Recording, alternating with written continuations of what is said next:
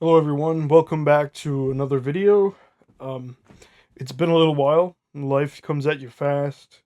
Um, I've been I've been pretty busy with my personal life and just try to keep up on a few things. But I've been wanting to get back into making more videos. So here I am today. I decided to do one that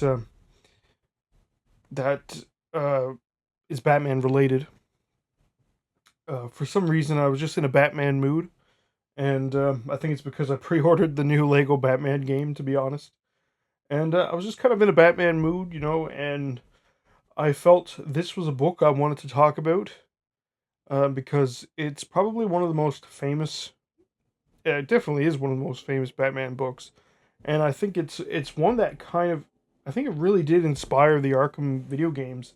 That original Arkham Asylum game from 2009. I believe it's heavily inspired by this. Obviously, it's a lot different, but it is inspired by this. So I wanted to take a look at it and probably just talk about it a bit. My history with this book.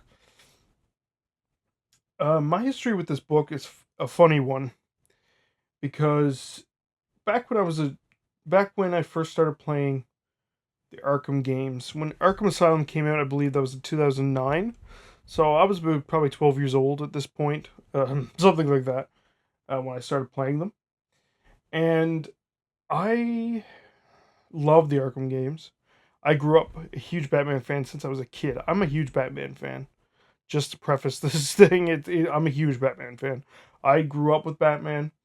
My first ever film was Tim Burton's Batman, or superhero film, I should say. And I was probably like 3 or 4 years old. Some of my first memories is watching Tim Burton's Batman. I loved all of those movies. Batman Returns, Schumacher films. When I was a kid, I watched them on repeat. I loved the Batman the Animated Series. At my point, I grew up with the Batman cartoon from 2004. I used to watch that every day, like after school and stuff. I love Batman. I'm a huge Batman fan. Always have been. So when these Arkham games came out, I was in love with these games because when I grew up, I had Batman games. I had like Batman Vengeance, Rise to Sin Tzu, and some of these kind of like okay games, but like Arkham Asylum was just incredible. And it got me actually, this is what got me into comics, Batman Arkham Asylum, because I played that game and getting to see like a little more of the darker edge of Batman, getting to see like different characters, kind of deeper cuts.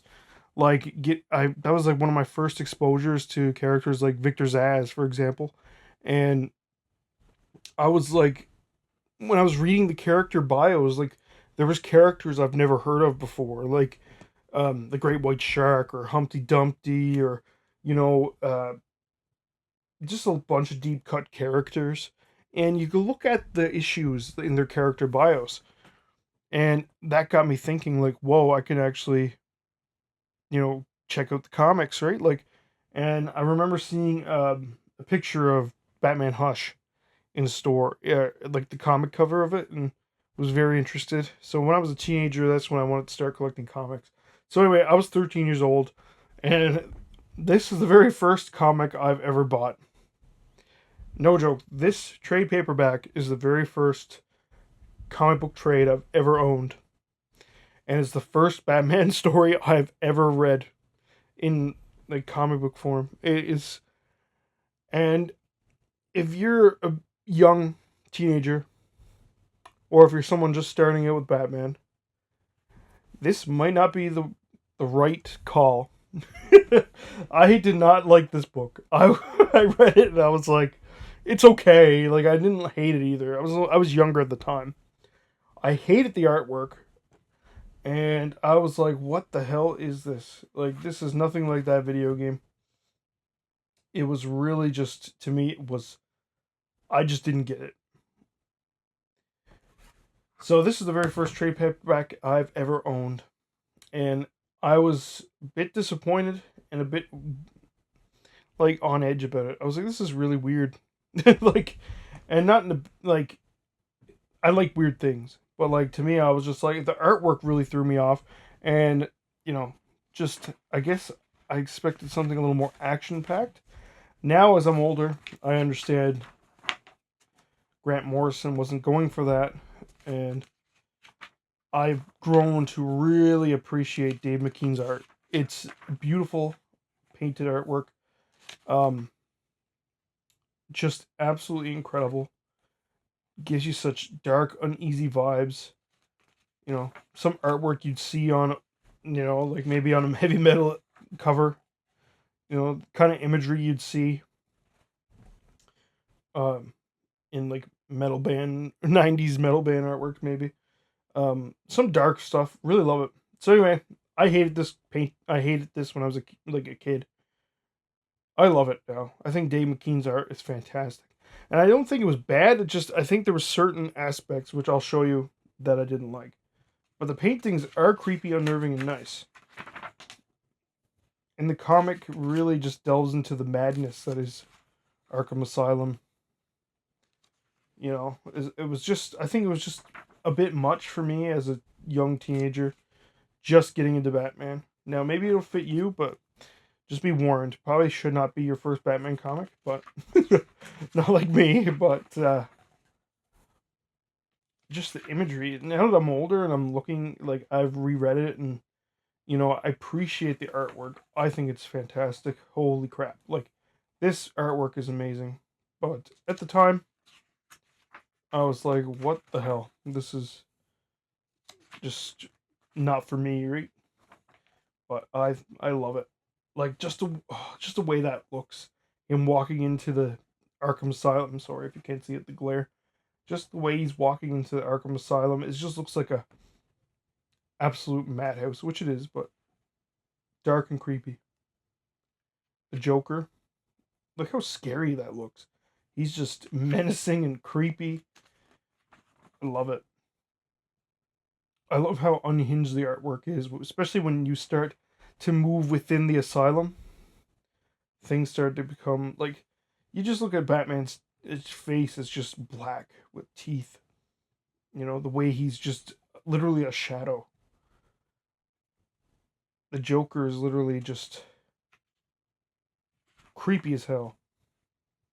But yeah, I think once you got to this and I've seen all these crazy stuff when I was a kid, I was like, what the hell is going on in this story? And I didn't understand why Two-Face was, you know, I understood why, but at the time it was kind of like I wanted him to be cool and badass, not, this is more about the psychology of these characters. So like seeing Two-Face struggle with his duality and the different things, it's interesting. But when I was a kid, I was like, ugh, why ain't he cool and badass and shooting guns and stuff? And it was just too much.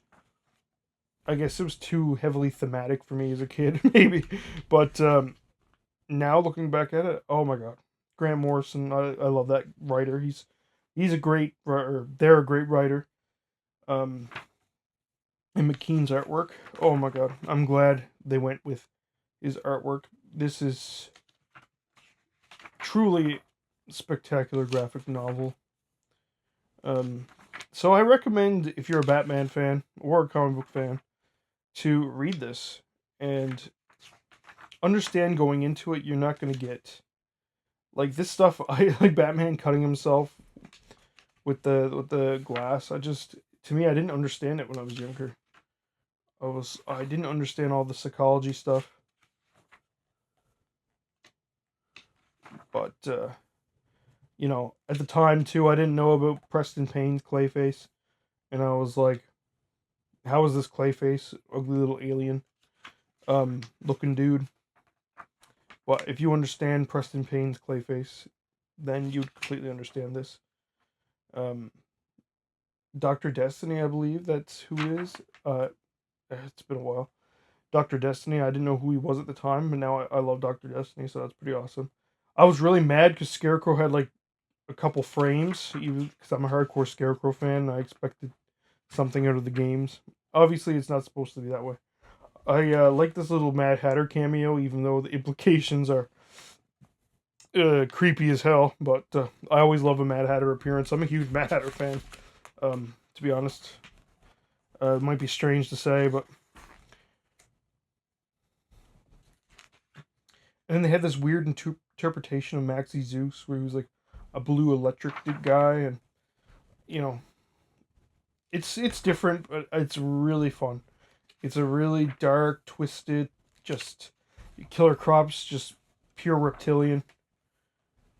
This is truly, between the artwork, the storyline, the way everything's presented, truly just Batman going through a madhouse. Um, Delving deeper into Batman's psychology, to the villain's psychology and how they reflect him. It's just absolute. An incredible graphic novel. And what I like about this collection, which is the deluxe edition, there's some character bio stuff, or maybe quotes and stuff. Just little sections, just a little bit of extras for you. And then there's the script. Here's the original script. This is really cool. You could see everything that Morrison had, and the script is pretty thick. This is a must read in my opinion. You should check this out. There's also sketches, stuff like that. But yeah, the extras, so many good extras. It's cool to see the original script and then look at how it was different in the end product. Some more Grant Morrison stuff. His Animal Man, we have to take a look at that one day. His Animal Man is fantastic. Batman Gothic, that's one of the first Batman books that I've ever owned too, which I will pull out one day. His JLA stuff's always good. Yeah, Doom Patrol, man. Oh my god. Yeah, we're gonna have to talk about some of this someday, but I'll get to them. But this is my first ever comic book. And I want to talk about it because I love Batman, and it just made me think about how it was funny. This is my first ever Batman book, and I was like, this isn't like the game.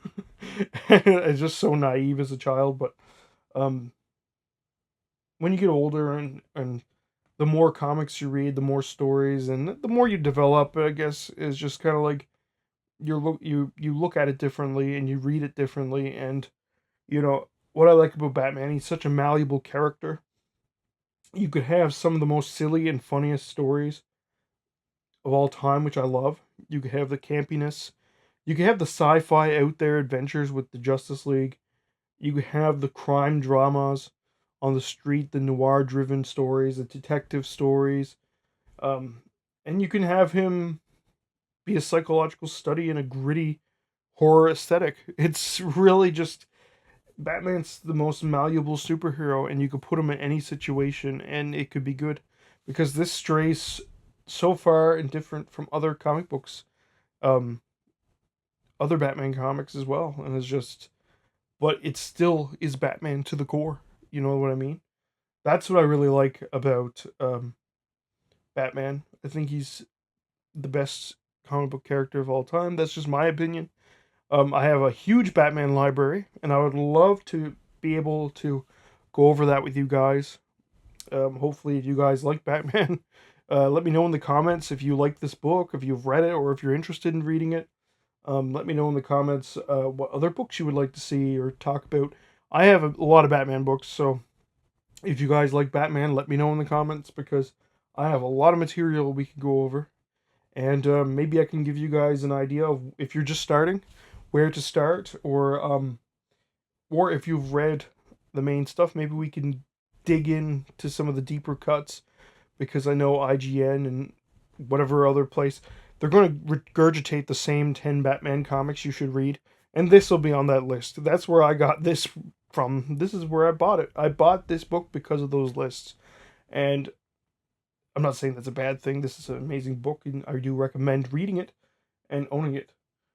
But what I'm saying is, there's so many deep cut Batman comics out there, through his 85 years of existence, that you can really, really, have a huge list of stories to read, and there's so many that you miss out on because they don't tell you about it. They're only going to give you the main stuff. So if you're someone who only read some of the most famous top 10 stories, and you know, you just let me know in the comments, and I can pull out some other stories.